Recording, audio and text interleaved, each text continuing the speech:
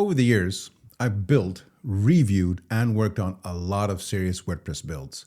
Big sites, high traffic sites, revenue generating WooCommerce stores, membership systems running real operations. And there's one pattern I keep seeing, and it's not too many plugins. It's not even bad hosting. It's also not even bad developers. Something more structural, something much deeper. It's plugins solving problems that were never clearly defined. Let me give you two examples.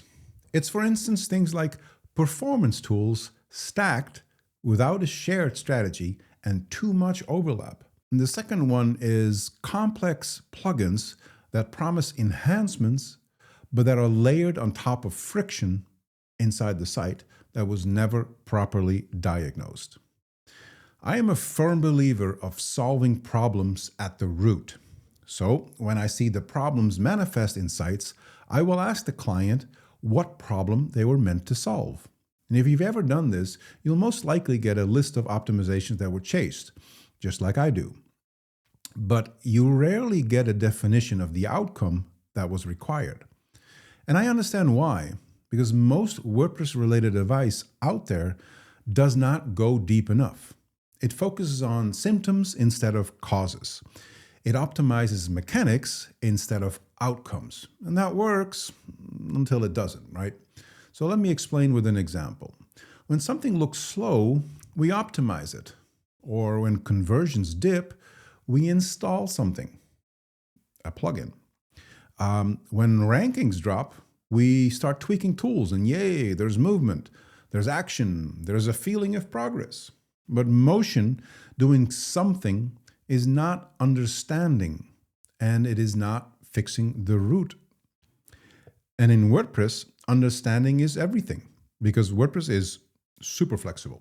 Too flexible, perhaps, if you or your client don't know how to constrain yourself, which means you can build almost anything. Yay, but that flexibility without proper diagnosis turns into a complexity you cannot control. And unfortunately, complexity compounds as you keep adding complexity to complexity. I've seen WooCommerce stores where cart abandonment was optimized 3 different ways, combined with a checkout plugin that was also supposed to streamline fields because, sales were low, we need to fix that. And sure, a conversion plugin was also added, to add urgency, to push even more. And why not? 2 performance plugins overlapping each other in the hopes to reduce load time. I mean, in a way, all valid to start thinking in this direction, but nobody really stops to ask whether the offer itself was clear. Whether, nobody questioned whether the traffic matched the product. Nobody really started looking at simplifying the flow before enhancing it. The tools weren't necessarily wrong, except for the overlapping performance plugins, but the tools were just pointing at the wrong layer.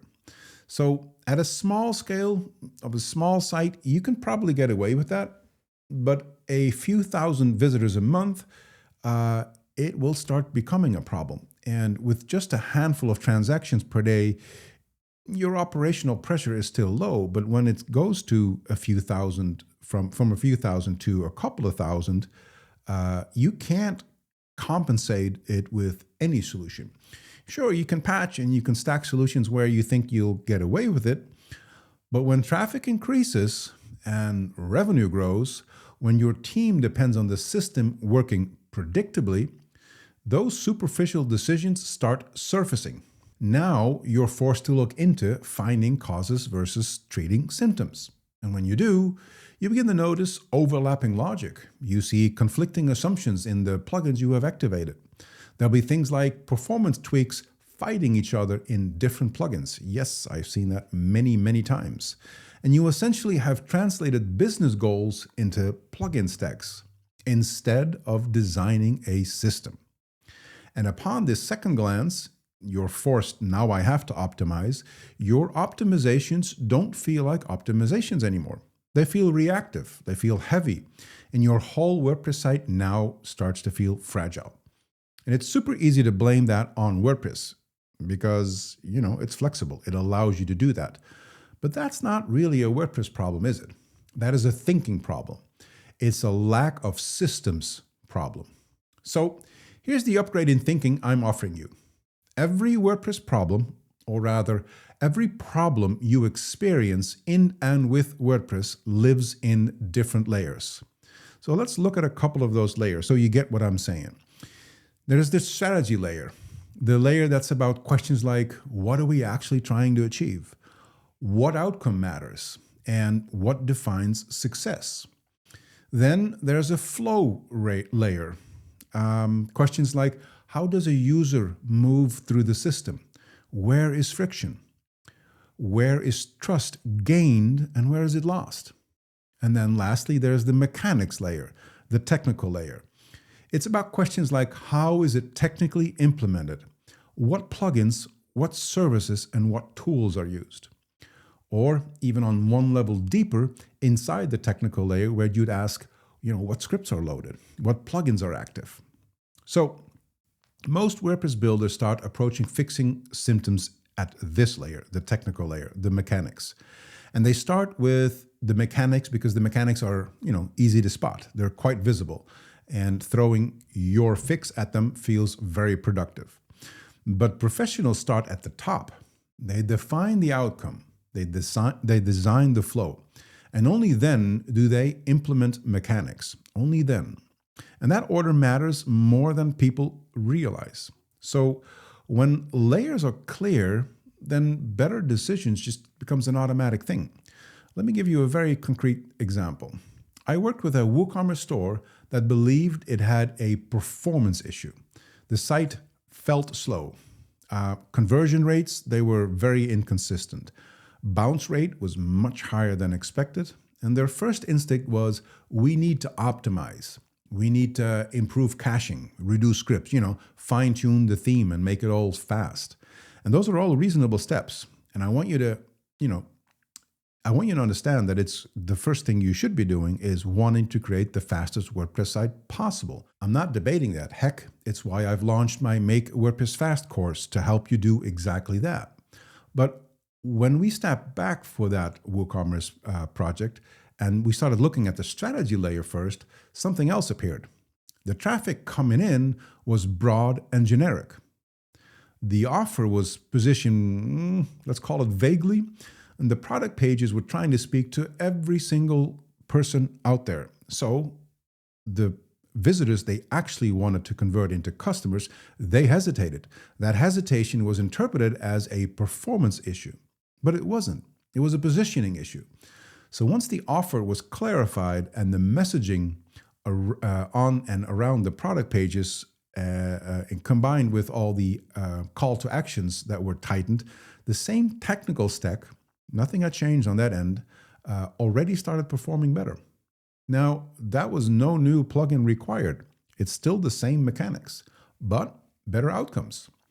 So after we implemented those kinds of optimization first, and then measured its impact, its effect, it was then that we started to look at the implementation of performance optimizations across the entire stack.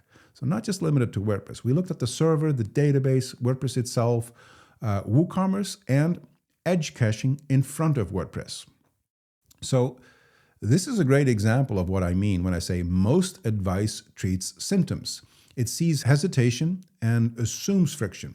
It sees friction and it assumes performance. And it assumes performance as more tooling. So the hesitation often lives in the strategy layer, and friction often lives in the flow layer. And the mechanics are often the very last layer we should adjust, as presented in the example.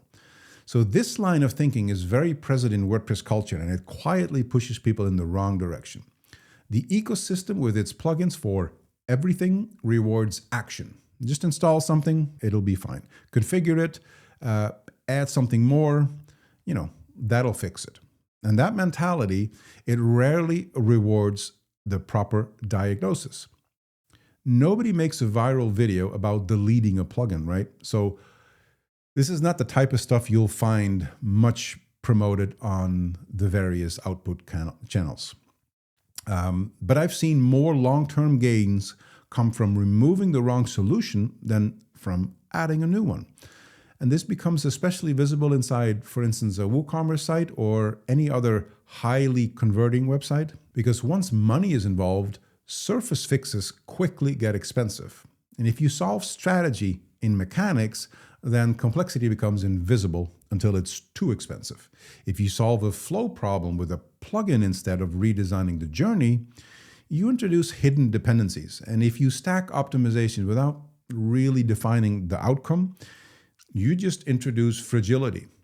And at scale, fragility is incredibly expensive. It costs time, it costs focus, and thus it costs a lot of revenue. But do keep in mind what it does to the perception of WordPress, right? This whole, we're treating the wrong layer with the wrong layer. It erodes confidence in the system, in WordPress, in WooCommerce. And it boils down to this. If your thinking is reactive, your system becomes reactive. But if your thinking is layered, your system becomes layered. So before you optimize anything, before you install anything or tweak anything, ask one question. Which layer is this problem actually in? Strategy, flow, or mechanics? So if you start at the wrong one, you may still see improvement, but you'll also be building complexity you don't need. And over time, that complexity becomes the real problem. In other words, for this problem, we call technical debt. Maybe you've heard of that term before. But once you start looking at WordPress through the lens of identifying which layer you are actually dealing with, something really interesting happens. You begin to notice that it is not just individual developers that are making this mistake. It's the cultural thing. It's the whole WordPress ecosystem that keeps rewarding the same pattern. It's wild when you start paying attention to what's being offered as solutions. We reach for plugins way before we define problems, and we optimize mechanics, the technical layer, before we even define outcomes, and we add tools before we even understand the system. Again, once you see those patterns, the next question becomes super obvious. Why do we keep reaching for tools before we define the problem? Why don't we want to solve the problem at the root? And that is exactly what we're unpacking in the next video, because WordPress does not just have a knowledge problem. It has a tool addiction. And that is the video on your screen now.